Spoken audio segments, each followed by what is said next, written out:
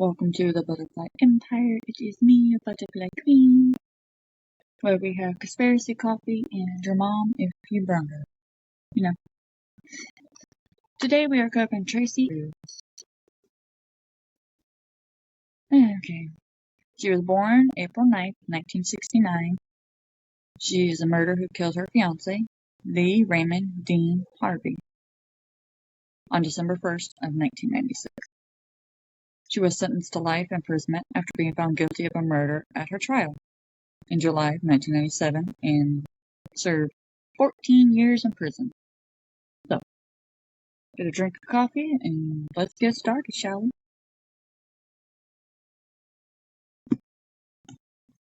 Tracie Andrews was the middle child of 3 siblings and has several half-siblings. Her parents had a volatile relationship and they separated when Andrew was 6 years old. The separation had a lasting effect on Andrews. In 1990, Andrews gave birth to a baby daughter, but separated from her partner a year later. Andrew had aspirations of becoming a model, but originally began working as a barmaid. Multiple partners recall Andrews as being possessive, not liking them having a social life without her presence. Andrews also was prone to explosive displays of anger. October 94, she began a relationship with a local man named Lee Harvey, moving in with them 3 months after they met. Their off-again and on-again relationship was marked by vitality, with both being possessive and jealous of each other's relations with the men and women. The couple frequently argued, which sometimes escalated into violence and led them to police being summoned. Friends and family members of both Andrews and Harvey were uneasy about their dysfunctional relationship. Harvey had confided in both his friends and his mother regarding Andrews' emotional problems. Police were called to the house in late October of 1996. Just over a month before Harvey was murdered, after discovering that Andrews had bitten Harvey on the neck on one occasion. Other family members of Harvey warned him against pursuing a relationship with her. And Andrew's mother also told the daughter not to continue their flawed relationship. December 1st, a Sunday, 1996. After another day of fierce arguments, Andrew and Harvey went to a local pub for the evening in an attempt to fix it all. Andrews claimed that on the way back to their flat in the Becks,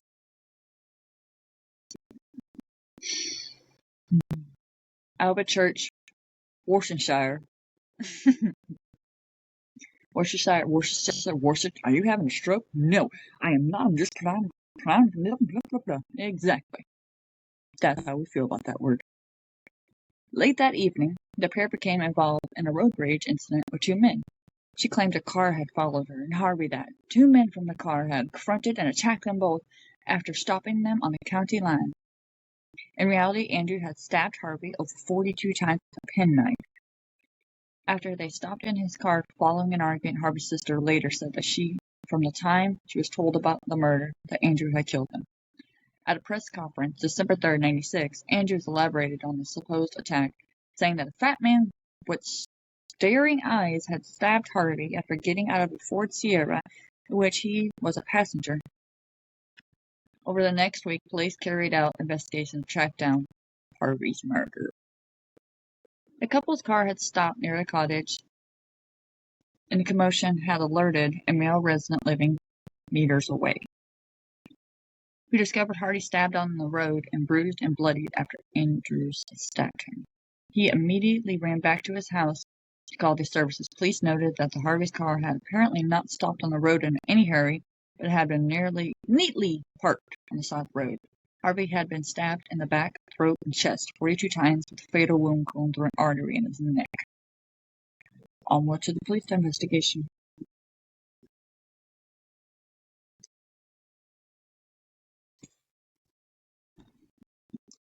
Although Andrews claimed that she and Harvey had been attacked in the road rage incident, in her press conference of December 3rd, she said that the driver of the attacker's car had not blamed and appealed for him to come forward, something which police questioned as the driver had supposedly facilitated the attack on Harvey. Andrews seemed to contradict her original statement, giving different times to her original story, and the police had to step in and stop her while she told the story to the press. Police also noted that Andrews had a lot to say for a person who was supposedly in a state of shock. After the press conference, police began to question Andrews' story. A witness statement from a child in an adjacent cottage said that she could clearly hear an argument between a man and a woman at the car parked during the night.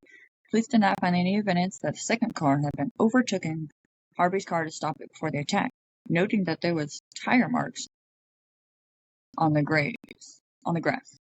I'm sorry, they spelled the word tire wrong.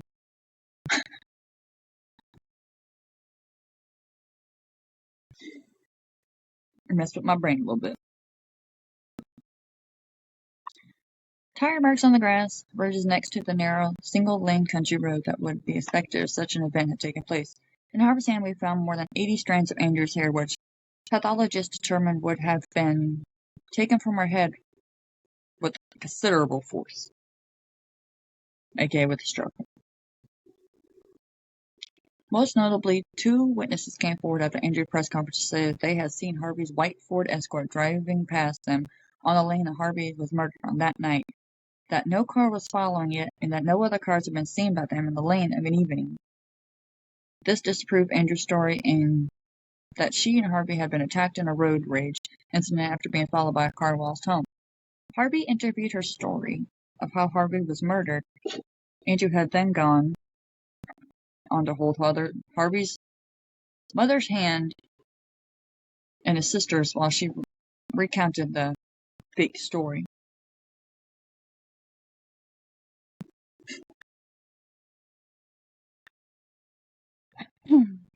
While suspicious mounting on Andrews, she attempted suicide on the day after the press conference by taking an overdose of pills.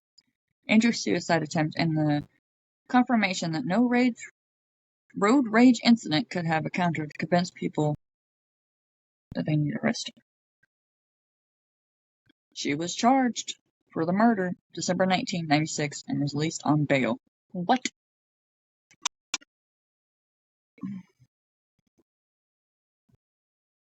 Make it make sense. Further evidence. Police then discovered a penknife-shaped bloodstain and impression in Andrews' boot. Convinced police that she had carried the murder weapon in her boot after the murder and had disposed of it at the hospital. It was known that there had been a penknife in Harvey's car the night of the murder. After examining her heavily bloody-stained jumper, the police all determined that the blood had sprayed onto her after she stabbed her Harvey's neck. Andrews appealed on court charge on murder on July 1st, 1997. Was found guilty July 29th, 1997. The prosecutor had been able to skillfully destruct her story, so there's no way for her to get out of it. Many of Harvey's stab wounds had been in the back, indicating that Andrew was stabbed him while he was retreating out of the car. She was sentenced to life imprisonment, while the recommendation serves at least 14 years. Andrews appealed the sentence, claiming that she was a victim of a miscarriage of justice because of damaged publicity surrounding her case. In October 1998, the appeal was denied. April 1999, Andrews admitted that she did stab Harvey to death and that her entire story had been invented. Changing her story, Andrews then said that she stabbed Harvey in self-defense. There is no evidence to support this claim. However, particular as Harvey was stabbed mostly in the back while he was apparently retreating to his car. If you're stabbed in the back, not you defending yourself. Andrews was released in July 2011. She was banned from traveling within 25 miles of her victim's family without supervision. After her release, Andrews changed her name to Tia Carter and altered her parents, undergoing $5,000 surgery to change the shape of her jaw, and later changed her name to Jenna Stevens Goldsworth in 2017.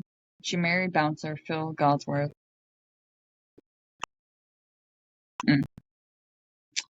So, there has been a book called Pure Evil. TV documentary series called Real Crime released an episode called Tracie Andrews, Blood on Her Hands. The murder was covered in a 2018 episode of a document, Britain's Most Evil Killers.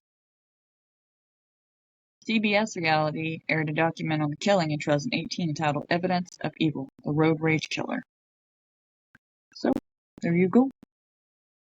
Tracie Andrews, the lady who killed her fiancé.